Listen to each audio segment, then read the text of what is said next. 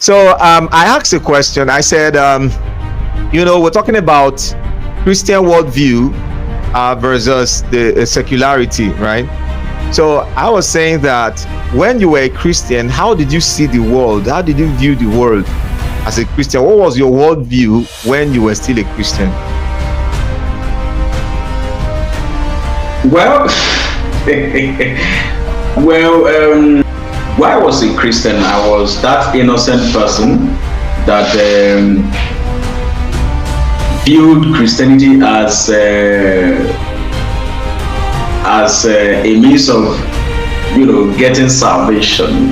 You get the point. Yeah. I felt that that's the only way of getting salvation, because that religion, or will I say all Abrahamic religion, crafted this will I call it rather crafted this notion, this fear in everyone that we are all perishing.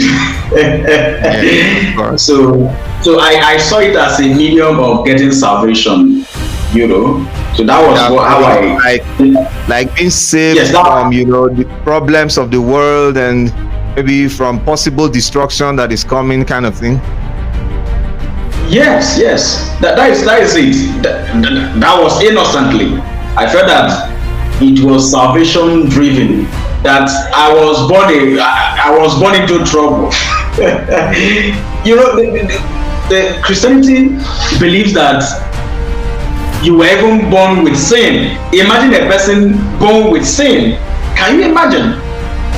Yes. That right from birth you were born with sin. So it creates that fear, that fearfulness. You live with panic all over all the days of your life. So sometimes living there can be a relief. You get only that the religious folks will not let you to rest, and also the fact that the society have been so religionized that if you don't advocate to have a better opportunity to have that level playground as a secularist, you will continue to live the rest of your life being persecuted. Yeah. So that is the problem. But assuming we have a true secular society whereby people can actually believe in whatever they want to believe without being disturbed, without these religious distractions, I think living religion brings about relief. Because that feeling I had when I was there that I'm a soul perishing, because that time it will even be a clog to your mental development, to your methodic research.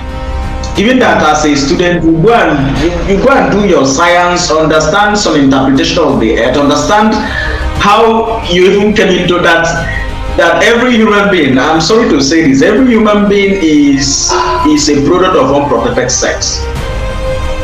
You get that if your parents hadn't want you to come into existence, that they have a means of doing that.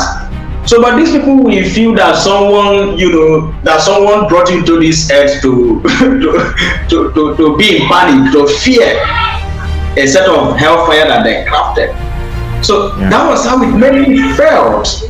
It was a trauma. It was a traumatic experience. It was a traumatic experience. I must have to say that. So that is how I viewed Christianity.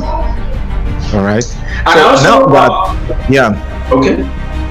Now that you left Christianity, when you left Christianity, and then that is to say, you, like what you said right now, you saw it as a means of acquiring salvation, being saved from the perceived a trouble that is in the world, and trouble that is going to come, talking about eternal life, heaven, hell, and all that.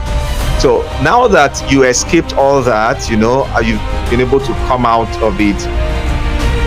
How do you now see things, based on what you were taught before? And now, how do you see things right now? Well, I see things from two perspectives, Yes. From two perspectives. First, I view religion as something that is being crafted. Religion generally, but the case study for today is Christianity. I view it as an entity crafted by some control freaks. Yeah. And on the other hand, I will come to that. And if you look at it, these two angles are quite factual. And on the other hand, I view it as a means through which people explain their ignorance. Yeah. By also by also proposing another ignorance. Trying to solve ignorance with ignorance. Yeah. One thing that is peculiar about every religion is this cosmological, ontological, and teleological argument or view of things. They feel that things cannot just exist, that there must be a creator and a middle. Creating, try to bringing up a middleman, a middleman person to actually be a succor to our ignorance.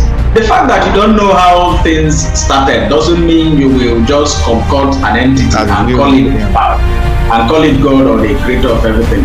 The most honorable thing to say is I don't know. If you say you don't know, it is more honorable than living in abject ignorance, telling me that some sky Superman created everything.